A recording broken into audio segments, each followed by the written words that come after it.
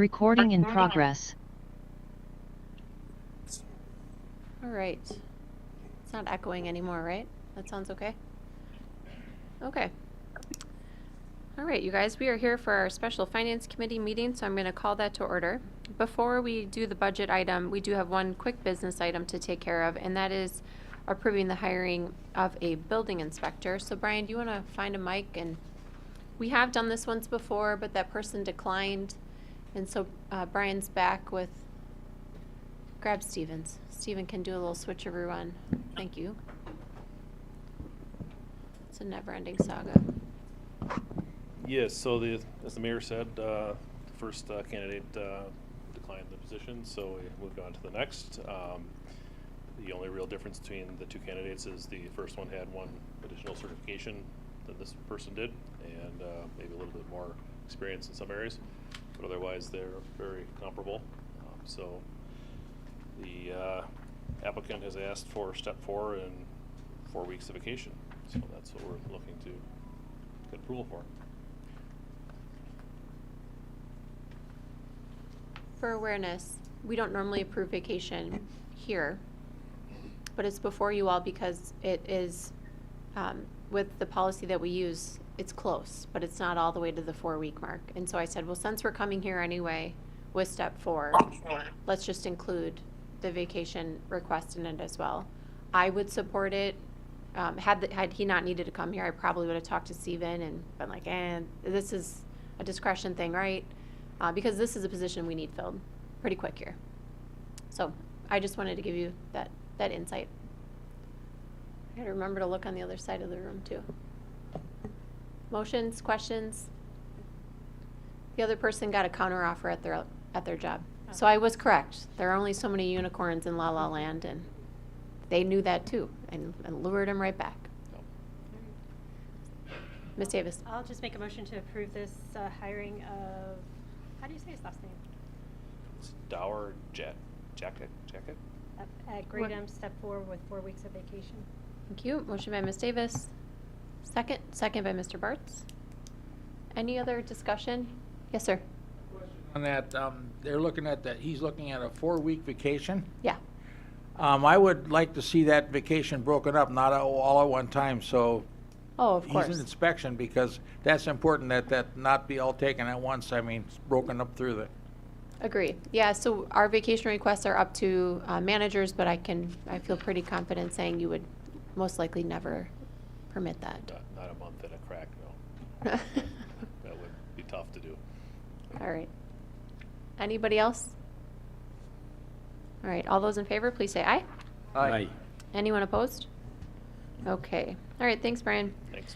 Okay, we're going to move then to our budget proposal. So buckle in, because this is where Mark's going to provide a little bit of insight, and this is where I speak at you for probably a solid 15 or 20 minutes. And then we will talk about the Debt Fund 4 and Capital Improvements Fund 5. But I want to caveat that.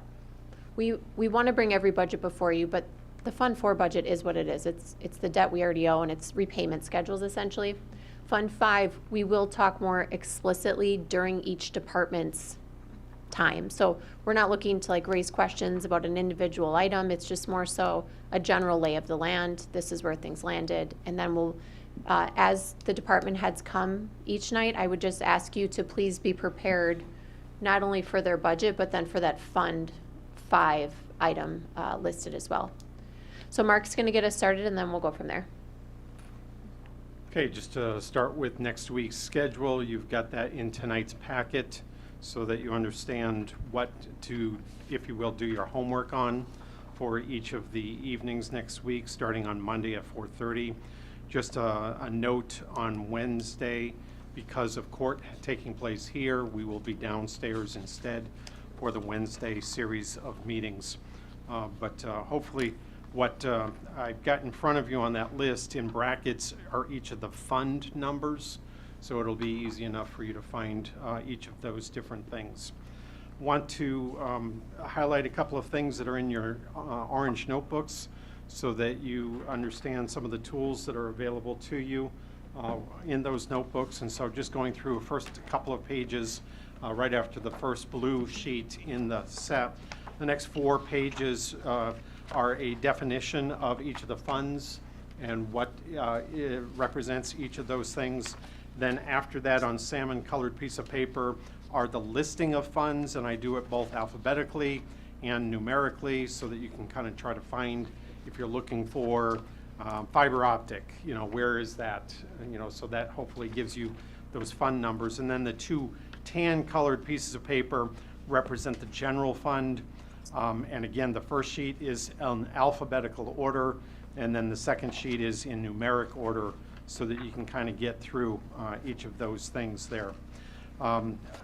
After general fund, and don't worry, I'm not going page by page, but right after the cover sheet for general fund, I have added an expenditure restraint estimate that is there so that you can see that. And this is Mark's estimate, but sure enough, the state of Wisconsin just verified it today that my numbers are correct. And so I just wanted to bring to your attention that literally earlier today, Department of Revenue agrees with my numbers. So I'm glad that they did that for us. What I want to do is go to page 15 to kind of give you a representation of some of the color coding that I've got through the book so that you understand. And inside your notebook is a one-page legend. And so if you just grab that one-pager out, this might help you as you're going through and looking at the different things that you see. That page 15 kind of represents a lot of things for different color codings and the like. Anytime there were personnel requests, those are represented in green highlights. And so that's what the green bars represent there.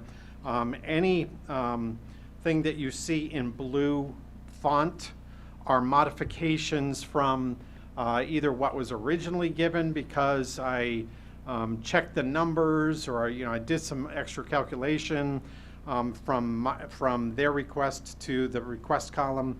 But then in the mayor's column, anytime there was a modification, those are also highlighted in the blue text. So you can see just by looking for that color what would be a modification along the way. By the way, there is a full document in the SharePoint files for what is called the mayor change list.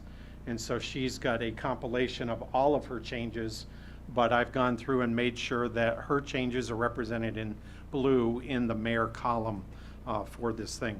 Can I add to that? Yep. The only thing that would be different where that list may be worthwhile is to understand the thought process. Some of them I'll say, oh, I took it from here and moved it there. So it just gives you a little bit more insight. Yeah, that's good. I added an extra row in Fund 1 for all of the divisions because we had given direction to each department head to make sure that what they presented to the mayor was a 0% increase outside of personnel costs. So if you look at bottom of page 15, the very last row, and you'll see this repeat in every subcategory that has personnel, I've added a subtotal there that would be that column of information just totaling the non-compensation amounts. And so you'll see that under the adopted 2024, and then a comparison under the requests of 2025, and then to the right of that, just bring to your attention that you see a highlighted 2.7% in my example on page 15. This is just, I had a conditional formula show up if it was greater than 1%, so that when the mayor was looking through this, she could easily see if a department was greater than the 1% request, and if so, why.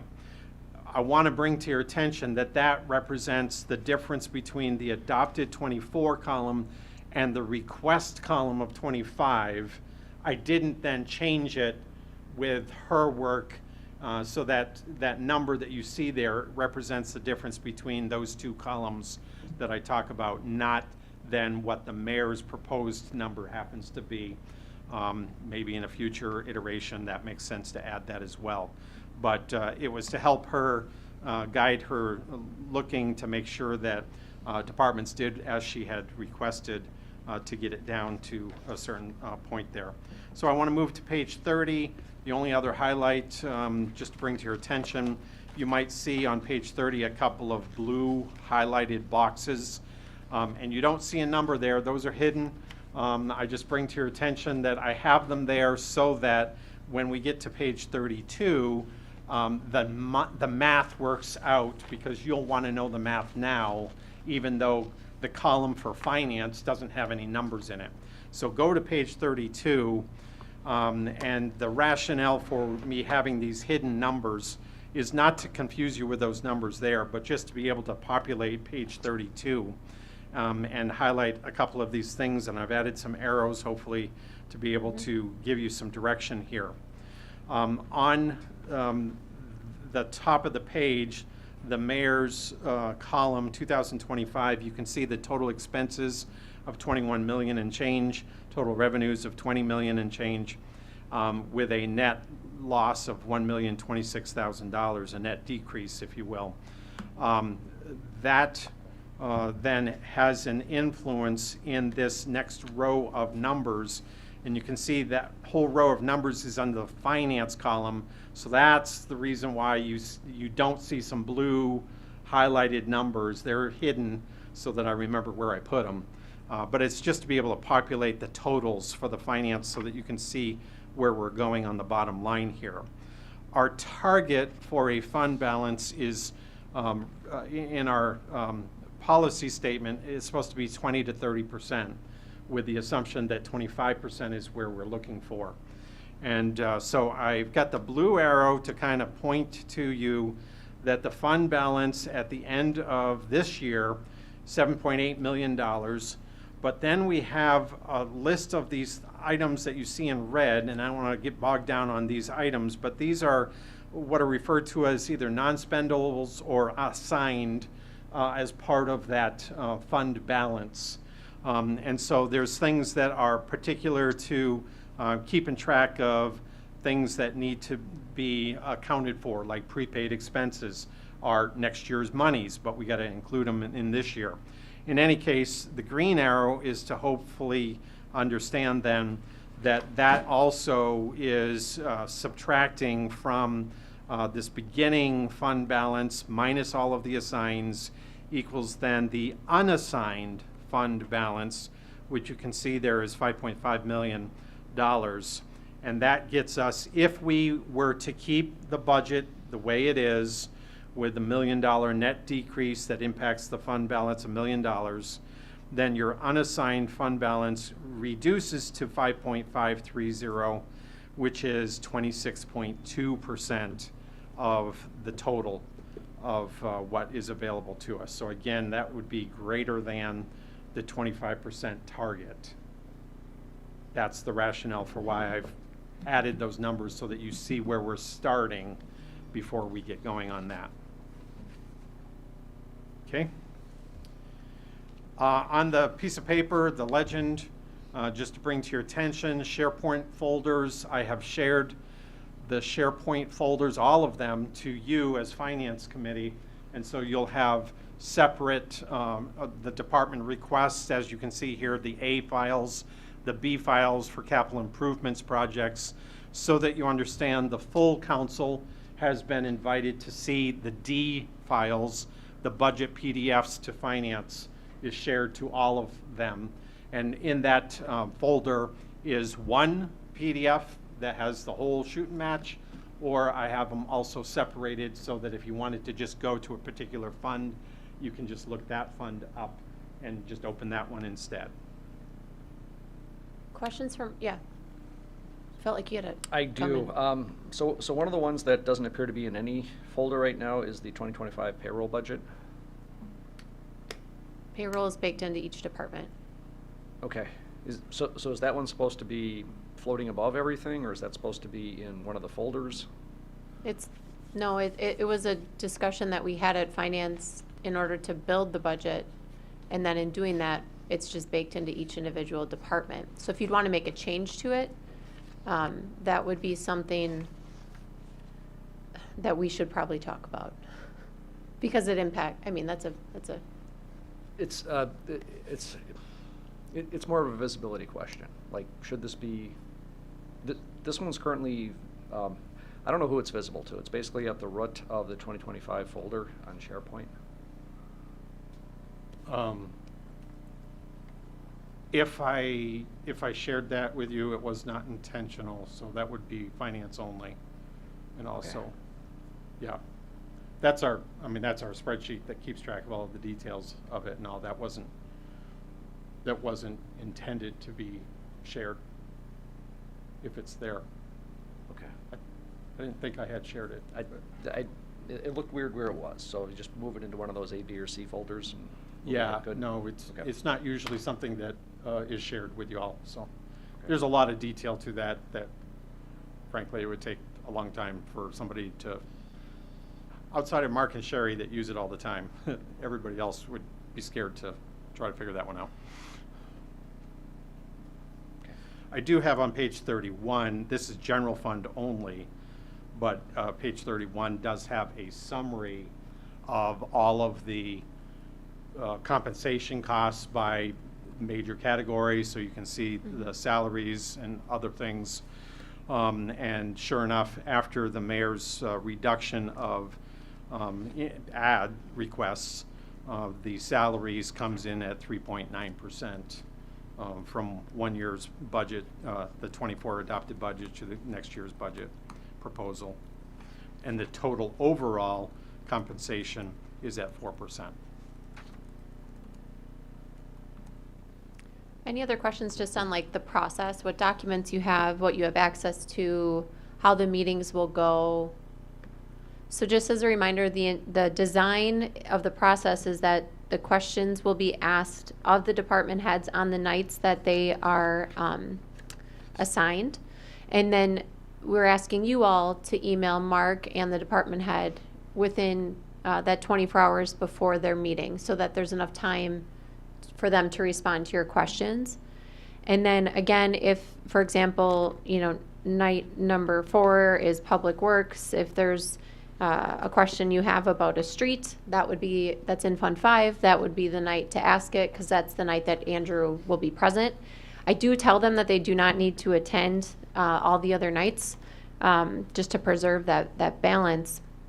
And then if we need Monday the 14th, we use it. But in years past, we normally don't use it. We normally just try to button things up longer. Last reminder, our leadership team gets 15 minutes. I'm telling them not to prepare anything. I don't want to burn time with them recanting the things they've already spent a lot of time telling you in these memos. So if you all have questions, they're here to answer those. If there is something that they want added back in, at this point, we've only received a couple requests. Some we've worked through, one we added back in. They would bring those up to you, but I doubt that will happen, unless it may happen as they delve into the list more. But my point being, they're not going to make a presentation to you all. So if you all don't have questions for them, they will come to the podium, we'll introduce their budget. Do you have any questions? If by some reason there's a no, then their time's up and they're done. So Mark will give them the list of what times they're at in 15-minute segments, with the guidance that they should come a little bit early so that they know, so that they're ready in case we're running ahead. We stick to that 15 to 20-minute time frame intentionally. We've designed this so that we're only here for like an hour and a half-ish. When we're here much longer, we start to get fatigue, and we're going to be here plenty the way it is. So we try to keep a good time. Mark's a good timekeeper. I'm normally the one that ruins it. So. Monday might be a little bit longer in that it's our normally scheduled finance meeting too. Yeah, but I think we've been trying to hold some topics. So, okay, process questions. We can obviously take some at the end too. We are going to spend just a little bit of time with me kind of chatting through the process that we went through, kind of the goals. I'm going to point your attention to a handful of things, and I'm hoping to do that within about 10 or 15 minutes so that we can spend 10 or 15 minutes. By the way, 15 minutes. So let's see if I can be under your 15 minutes.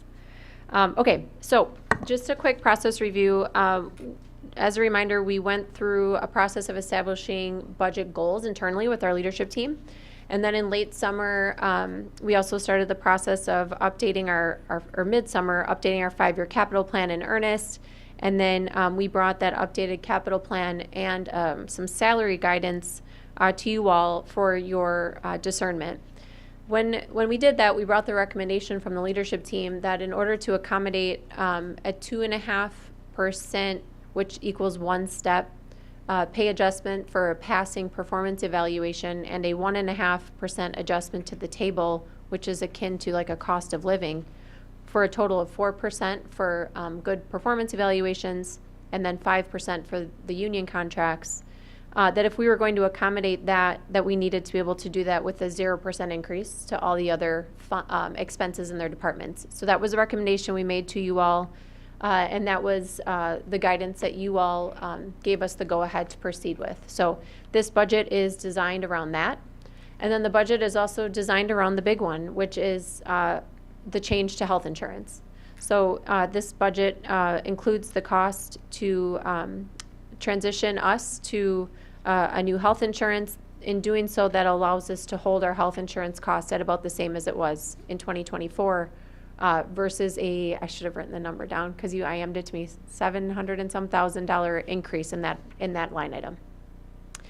And then throughout September, Mark and I have been meeting with our department heads, and then I felt robbed by the bridge because I sincerely enjoy budgeting, and it's my last one.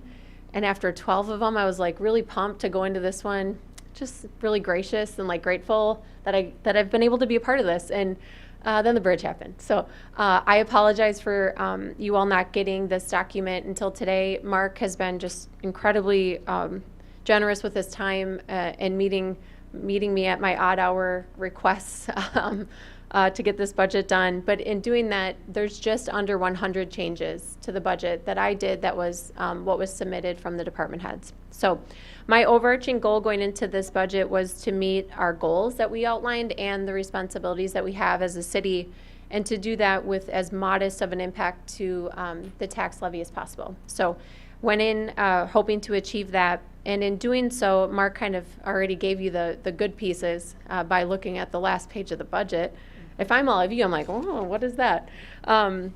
So the increase to the general fund levy is $0. In a year that we've had where we're still seeing, costs increasing, although not quite as high as they used to be, and unemployment in our state, which is at about 2.9%, and in Jefferson County, it's about 2.6%. And nationwide, it's about just under double that at 4.2%. So acknowledging that we have a lower unemployment rate, which means employee retention and attraction is vitally important to us. I worked really hard to balance making sure that we could appropriately pay people and then still have the things that we need. But above everything, we need employees, right? It's like we need a really amazing team to be able to carry on all this work that this budget funds. To set the stage, as you all know, expenditure restraint is influenced quite heavily by the CPI or CPIU that the DOR uses. The CPIU was 2.53% for the rolling 12 months of August 31st. That's a point in time. DOR calculates CPI as an average of the last 12 months, and that's what they use for IRP. So that was 3.2. So for my data people in the room, you're going to want to test me on that. That's why I'm mentioning it here. It's 3.2 because DOR uses an average of the 12-month period instead of a rolling 12-month. Net new construction is the other key input to expenditure restraint, and for us, this was quite a substantial decrease.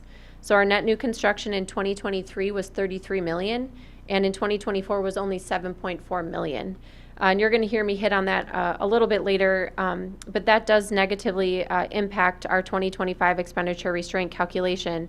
That means that in this budget, being an expenditure restraint, our general fund expenses could only increase $682,473.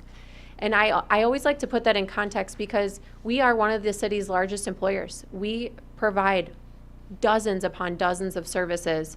And we do not get special discounts on, expenses. We pay for, we may get like non-tax at certain places, but, we are susceptible to the costs that you see in the public market. So, 682,473. That's the number that we have to stay under to be eligible. Overall, the budget increases around $671,000. It's a 3.29% increase in expenses. other revenues are making up that difference. So if you're saying to yourself, how did you increase expenses and not change the general fund levy? It's because we're making up for it in other ways, other revenues. There is, if you do that math, about a $10,000-ish wiggle room. You know, we try to budget to the very last bit that we can. 10,000 is probably a little bit more space than I think we need. We could probably bring it down a little bit yet, but that's the work that we all will get to do for the next week or so. I wanted to just use this opportunity as my last time to really speak to this public about a budget in particular, to have just a brief conversation around expenditure restraint. And I'm a college athlete, and so a lot of my analogies tend to be around sports.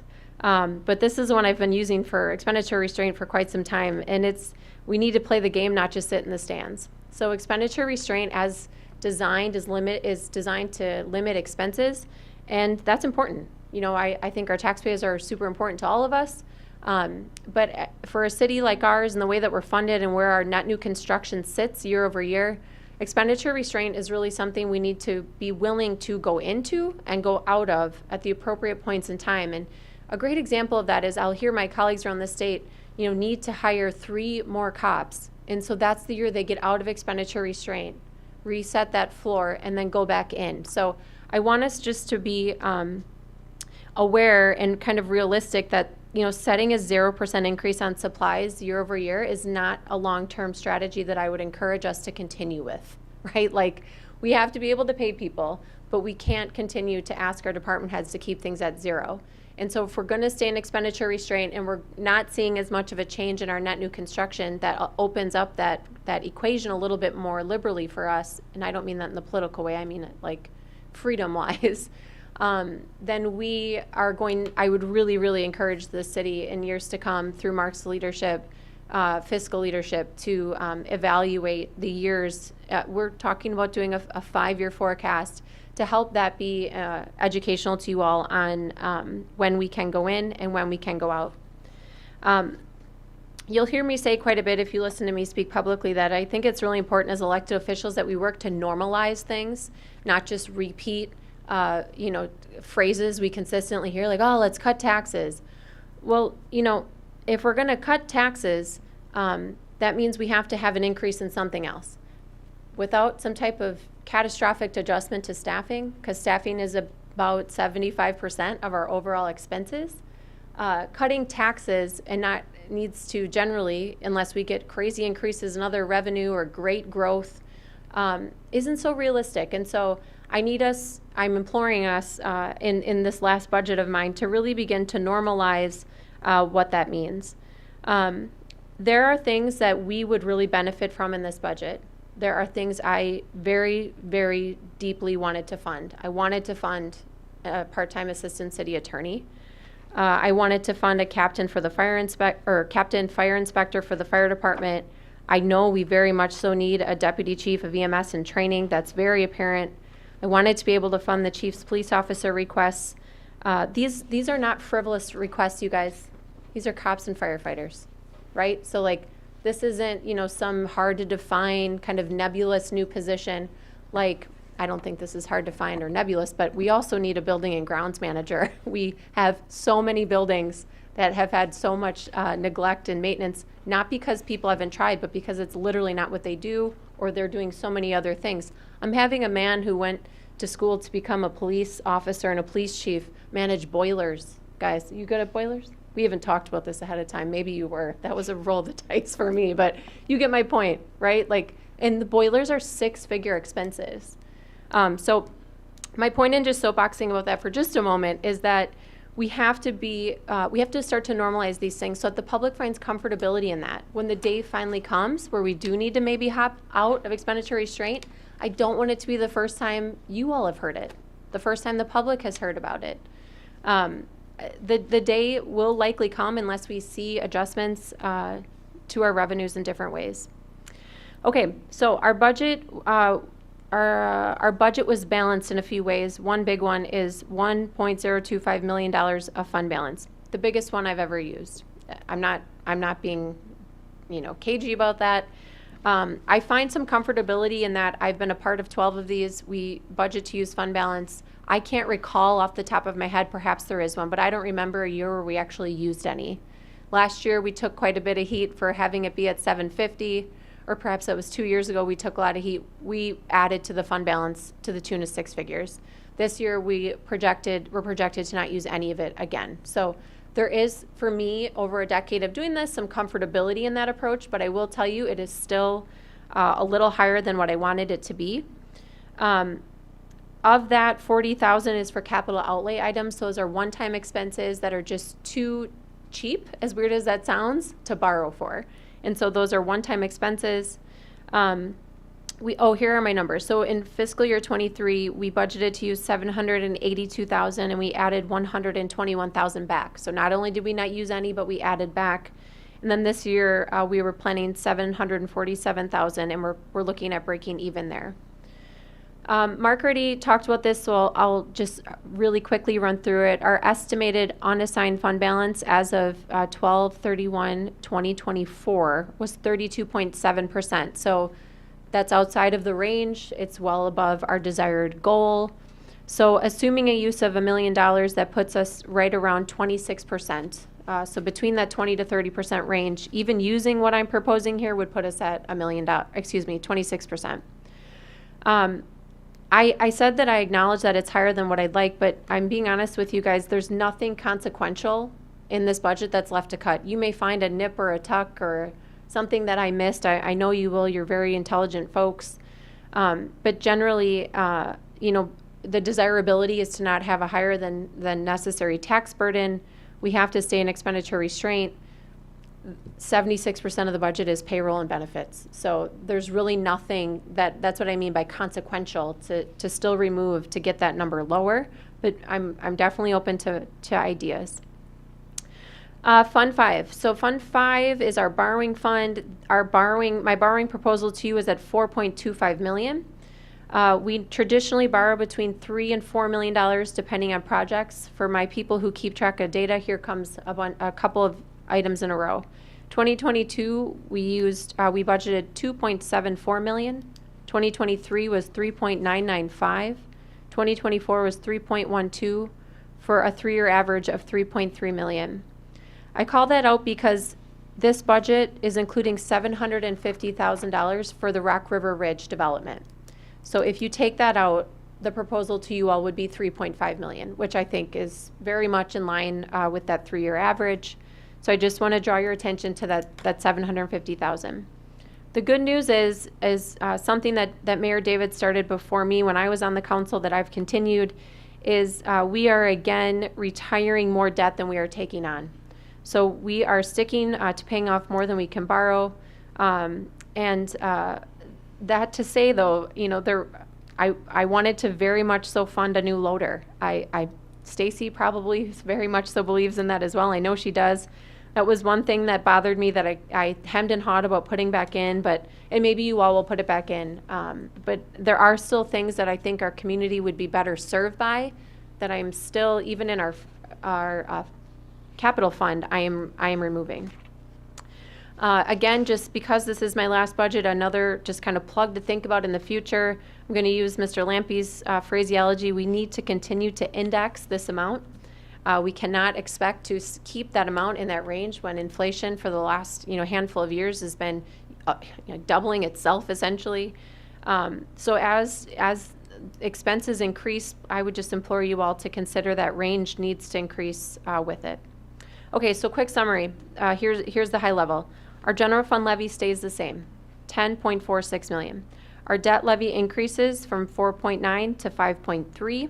That's not 5.3 of borrowing, but that's actually that has nothing to do with the borrowing for 2025. The debt levy is based on the debt we've already agreed to. It's our principal and interest schedule, so that's where that comes from. This leads to those two levy items leads to a 2.6% increase in levy request. So 2.6%. Let me give you a little bit, and I see Zach from the Daily Times is on. So Zach, please, I'm going to ask you to not run wild with this one because our former clerk treasurer was always very nervous to share this. Did you really time me? You stinker. But what that means, and this is what I would really want to know if I'm in all of your shoes. So a $100,000 home, okay, let me preface that first. These are based on border review calculations. It's just Jefferson counties. We don't have Dodge County's numbers. So these are highly preliminary numbers. Many things will change, but to give you a basis, a $100,000 home, that's a $31.88 increase. Take that and multiply it out, right? So a $300,000 home, $95. With that, I'm gonna use 5 more minutes to run through my last half of my pages that talk about goals. And I do this on purpose so that you all see how important this goal process is. These goals build into our budget. This budget builds into our work plan. Those work plans are fueled by strategic plans and park and open space plans and individual department work plans and our comprehensive plan. And I think it's important for the public to realize kind of that cycle of planning that exists. So goal 1 was investing in strategic planning and maintenance of our city buildings. In this budget, you're going to see things like IT items, which we are still quite behind on from not having many years of in-house IT. Things like switches. We're doing some parking lot improvements. But what you are going to see is that I cut nearly every single dollar allocated to any of the renovation of any buildings as a result of the fire station leaving. We decided we would deal with that separately, so that has been removed. Goal 2 was proactively maintaining and improving our parks and infrastructure to ensure safety, quality, and equity. So here's a great example of equity right off the bat. This budget supports removing the inset playgrounds, which are not ADA accessible whatsoever. So Mary Rose Park is a great example. That playground is inset with railroad ties. Not only is it not accessible, but it also floods tremendously. So we have a few neighborhood parks that are going to be getting that renovation. Signs for our parks, things like single axle and tandem axle dump trucks. For Public Works, here comes the list of streets. So Public Works, we're looking at a lot of future design for Laborie and Dewey, runway maintenance at the airport, alley improvements, which are so important. Our Main Street Task Force has been really great in getting those aligned for us so that we can begin to chip away at our public alley improvements ahead of the Main Street reconstruction in 2028. Rock River Ridge infrastructure, Main Street design for the reconstruction of Main Street from Church to Market and from Market to Irene, and then also the design for the North Church Street TAP grant that we just received to go from Quick Trip essentially to Walmart. Roads for 2025, Western Avenue and South First Street are full reconstructions. Western Avenue and South First Street, not the whole street. That would be horrendously expensive. LRIP, which is our local road improvement program, resurfacing project is Meadowbrook Drive from North 4th to Beacon Drive. Resurfacing, we're looking at North 4th Street from State Highway 16 to Carl Schurz Drive. And then Milford Street is scheduled for seal coating from the railroad tracks to Gray Fox Run. We're looking to have like 2 to 2.5 miles of crack sealing and seal coating performed in 2025. And you guys, I am so proud of the work we've done over this last handful of years to rebalance the scales of not just doing full-on reconstructions, but also maintenance work like resurfacing and seal coating in order to make sure that our roads get the 30-ish years of life we're expecting to get out of them. They won't do that if you don't maintain them at that point where they're rated like a 6. 2 other items, downtown Main Street and the design fees. I just want to make a note. You're not going to see the whole sum. Some is in storm, some is in annual streets, so there will be a split there. Water, we are going to continue our effort to get rid of our 4-inch water main in the city, and then we are also setting us up for about $1 million of water work in the annual street work. You've heard Pete talk about the sludge dryer. I don't know why I still smile about a sludge dryer, but I'm just really proud of the innovation that we have there. And then a really important adjustment is the Ullerman lift station. On the storm side, for maintaining our infrastructure, we will be funding a Hart Street design for surface water, and then Utah Street culvert design as well. And then we will be beginning to design some work for the replacement of Katy Street buildings. This is the one where I said I got rid of nearly every dollar, but not this one. We kept this in because these buildings are one good wind away from blowing over, and we're very confident we'll still need them for storage. So we're going to start to chip away at that. Goal 3 was supporting employee retention and growth, so while also evaluating operations and the associated staffing. And this is where I'm disappointed in myself because I can only really fund the first half of that goal. I wasn't as successful with adding some of the positions as I wanted to be, which I've already alluded to. So I talked to you all about a 2.5 performance step, 1.5% cost of living, and the union contracts are sitting at 5%. We're also funding in this the salary study. So every 5 years, our salary study should be revisited. So that is included here, as well as a nominal amount of money for some leadership training that's being provided for all of our city leaders through Madison College. Goal number 4 was fostering community growth by assessing opportunity, stakeholder input, environmental needs, and modern code and policy priorities. So with this budget, there is support for the zoning code renovation. It's a complete overhaul. Rock River Ridge, which I've already touched on, some funding for our continual GIS updates with the county, and updating our website, which I'm funding outside of the general fund, and then some marketing and preparation for Highway A, which is the land we own on Highway A, which is also outside the general fund. All right, last goal is maintaining a safe and healthy community with an eye towards future needs and trends. The only position I believe I was able to even partly fund was our 50% of a school resource officer. That does give us another police officer. It is only 50% of that's in our budget, so assuming the school district is able to support the other 50%, we will be able to have a new SRO. We also are supporting an investment in our bilingual part-time hours. Those are largely in our grant budgets with the health department. This budget also does an ambulance purchase, preemption, which is something that Mark and I are still waffling about if it needs to stay in this budget or if we can move it to a different one. That's the signaling, the auto signaling as our emergency vehicles approach. I funded the command vehicle in the fire department, 2 squads, 1 unmarked squad, and the portable radios for the police department. I also wanted to note the resurfacing project on North 4th Street from State Highway 16 to Carl Schurz Drive is also one that for me fell under a safe community because this is the primary route for the hospital, and that is a very difficult intersection. The TAP grant also fit under this goal for me, and I share that because for some of these things I waffle on, if they fit with 2 goals, then they make it over the thing that only fits with 1. In water, something I'm so proud of is we are on a 5-year plan to be lead and copper free on our laterals. We have 3 or maybe 2 years left on that. So in 2025, we'll be doing another year to have 500 of those removed. The goal is to finish that in 2027, and I'm going to haunt you all to make sure that we do, because not many municipalities are able to say that, and we've been able to do that with very little impact to our taxpayers by grants we've applied for. We're putting up some generators and fencing generators, things that really work to keep us safe and that we're using in emergencies, which are happening more and more frequently.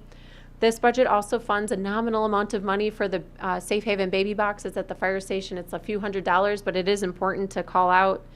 And then for the first time in quite some time, there's an increase in training budgets for the police and for our park staff. And then also some fire equipment and hose testing that we'll be doing out of our department, which will allow for just greater ability to keep those items safe. So in general, on our enterprise funds, I shared this with you all last year. This is the end of that budget where it's like 60, 70 something $1,000 of the funds that we give to like the Oak Hill Cemetery and the Humane Society. No, that's a poor example. The Historical Society. A lot of those I just kept equal. That's normally something we kind of hash out in that last day of budgeting. I really want to give props to my leadership team. They did a really great job of sticking to 0% increases. We only had a few, and I want to give you some insight as to why. So the police department had a 2.7% increase. Fire department, which is running a whole new building, was understandably a little bit above. Engineering and streets, those things were really around computers. Computers and maintenance contracts. So nothing else there. The contingent account is sitting at $95,000. I only cut $5,000 out of Mark's requested $100,000. So just for awareness, to keep that in mind, that's also something we can kind of play with if we need to. And then I already just mentioned, please just be sure to send your questions to our department heads and Mark within like 24 hours in advance is our request to you. That allows us just to respond to you, and the department heads know that they need to make sure they're available that day before they present so that they can respond. So I do have a little bit that I am going to share because it's my last time. So you guys, and I'm mainly talking to you all around the U. This leadership team that I have right now is so special. They are so good and so intellectually in tune with one another and their constituents and the work that they need to be doing. And I just want you all to know that, and I want our community to know that. I feel so much confidence in their ability. They have super dynamic ideas, things that are really going to serve this community well and improve the quality of life. And they really desire to grow our community in ways that the public is asking for, and then in ways that their own professional experiences and education will tell them are wise for a city like ours. But we need to be able to be responsive to that, and expenditure restraint and shared revenue and taxes are the way that we get there. And so I would just really encourage us to influence those things where we can, so that this leadership team can just soar the way that they are wanting to soar. And for us, that's, careful and responsible growth. Growth is a major input into expenditure restraint. So if you all are desiring to stay in that program in perpetuity or for even long stretches of time, which again is not my recommendation, I think it needs to be more of an in and out, then we need to push in on growth. I mean, that is a big piece. Having more properties is better for our taxpayer. That is more that things are split across. You all know the work I've done on shared revenue. So if I'm rattling through, we're expenditure restraint, you get it. Shared revenue, I mean, I feel like I've done as much as we could. Our city, I should say, is in the best position that it's been in with shared revenue strategy in decades. So on that account, we've done a lot of work. And then obviously the other is just the local kind of property tax discussion. And we've done a lot to control all the other inputs going into that revenue pot. And so I think now is the time that we really need to, not maybe this budget, but in years to come, really honestly talk about what it means to have nominal increases to property taxes. We can't say things like, I want more roads done, or, I want this to be faster. I want more cops on the streets. We can't do those things and then simultaneously, talk about reductions of any, types of value unless other revenues are increasing. So I guess what I just want to kind of summarize with is our team is ready. They are an incredible group of people. And we've really worked to make this budget something that we can achieve what we need to achieve and still do it in a very responsible way. So I'll leave it with this. So I say this every year, and I sincerely mean it. The responsibility that the taxpayers have placed on me over this last period of time, and you all, is always at the forefront of every choice I make. It's never too far from my mind. But for me, that responsibility is multi-pronged. So it's not just solely a this year financial position. For me, it's obviously about financial strategy. It's also about ensuring that our community responsibly grows and doesn't get stagnant. It's about measured maintenance and replacement of our aged infrastructure and our buildings. So it's not just cut taxes. It's thinking fiscally responsibly about each of these items. It's about taking care of the people that take care of the city for me. And it's about ensuring that everyone has the ability to function and move in this community regardless of ability. And then I really mean this, what it's been about for me since August of 2013 when I stood at that podium is I have spent 12 budgets working to build a better version of this community for the next generation than what I grew up in. And I feel really confident and comfortable with the work that we've all collectively done.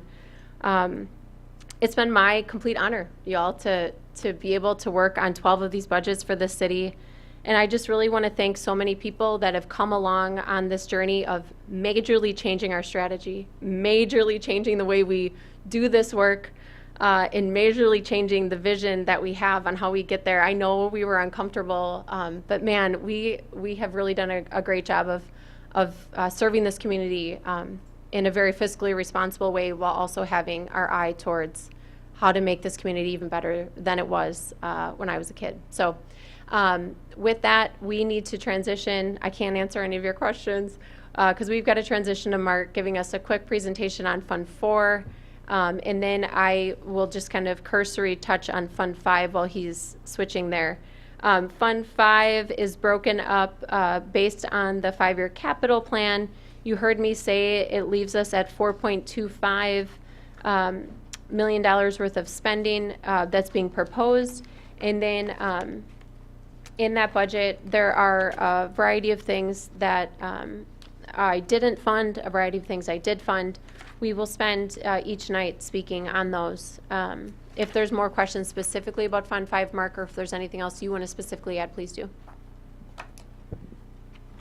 Okay, turning to pages 55 through 58, I'm going to start at page 58 just to give a picture of where we are in our total debt and how much we are allowed to have in that.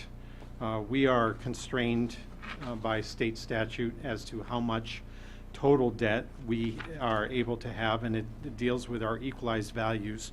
So on page 58, I've given to you the last 3 years worth of what those totals are, total equalized value of $2.382 billion there. We have a 5% limit on that, and our debt is only at 21% of what it could be within that limit. So we're well below what we could borrow in the course of our total. And I'm not saying that to say let's buy more debt.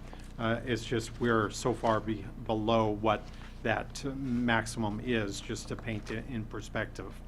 So back to page 55, the top line is an indication of $5.3 million. This is an increase from the 4.9 that we have in the current year. And that's predominantly because of the principal and interest schedules. Obviously, every time we borrow money, Baird helps us paint the picture as to what that schedule should be. And it's a strategy of new year incorporated into the existing years that are there. And so I've got listed on page 55 all of those different principal amounts, and page 56 all of the different interest amounts. But suffice to say, the bottom line needs about $5.3 million. If you look at page 56, there is a negative $98,000. I feel comfortable that our fund balance should be able to afford that $100,000. So that our increase this year, I recommend to go from 4.9 to 5.3. Anything else you want to add on Fund 5? Fund 5, what I included in your packet is what you're accustomed to seeing, the 5-year schedule. And so that's something new this year that I'm adding into the packet so that you have that information. But again, that's what everybody's requests were. And then if you look back to the actual page numbers, starting on page 59, what I also do is incorporate a description column at the far right so that you'll be able to tie in each of those individual lines, because you'll see some of these, like IT systems, there's 5 or 6 different items. So that helps you, by looking at the descriptions, not have to go back to the 5-year in order to figure out what was this for, and so on. Just a reminder, there are about 3 rows that were authorized in a prior year for purchase, and that was because of the advance on the ordering of those larger pieces of equipment. So practically, that's not something that can be cut. That's why I've just got them highlighted so that you're in the know on that. And then the mayor also mentioned, I left it in highlight, emergency vehicle preemption. To be honest, we're hoping to be able to see if we can afford that within the confines of the fire department funding. Again, remember that we borrowed $14 million, and our goal is 13.5. And if that is reached, then that $200,000 should be able to be afforded through that fire department funding. Okay, any questions, just as a jumping off point? Yes? I've got 2 to tie back.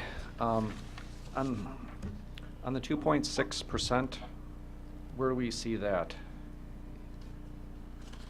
You won't see it on anything. It's on a tax rate spreadsheet that I keep track of and all. So it's, if you will, the levies. So the number we were just looking at in Fund 4, the 4.9 and the 5.3, and then the 10.6 and 10.6. So if you add those two sets of numbers, 4.9 and 10.6, and 5.3 and 10.6, the differential is that 2.6% increase.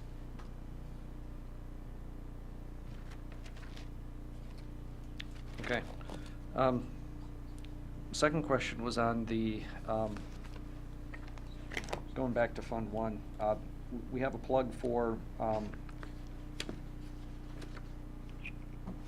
it's right here on page 1, for the expenditure restraint amount, which is level for 2025 from 2024. Yep. Yes. Yep. When Act 12 came into being, they put a 1-year freeze on everything, and so what you got in 1 year will be exactly what you get the next year. Okay, thank you. Anybody else? Yes, ma'am. I think, are you referring to, there's often that budget summary sheet at the beginning of the budget that has the tax levies? Is that just to come later, where you, it's at the beginning of last year's budget, talks about expenditure restraint, then it goes through the different tax levies. Is that the one, are you looking at the budget like on the website? No? Yeah, that comes at the end. So put Can you together. picture that when it's like, there's Yeah. charts right in the center of a Yep. page? Yeah. Okay. Yep. But as Like we, that's as the we end. kind of, if you have ideas you want to toy around with, there's a kind of a complex plug and play that Mark can do. That's what I kind of ask of in order to present this to you all. Yeah, because the Board of Review was as late as it was this year, I don't have my Dodge County numbers yet. So, I mean, my spreadsheet, I've guessed as much as I can based on what I could find from WIS DOR, but I'm not sure that my numbers are exact. Anybody else at this point? All right. And then is there a motion to adjourn the Finance Committee meeting? Motion by Mr. Moldenhauer, second by Ms. Davis. All in favor, please say aye. Aye. All right, we're adjourned at 6:58. That gives you a whopping about 1.5 minutes before Rev Ray gets up and does an invocation for us, but nonetheless, it gives you a minute.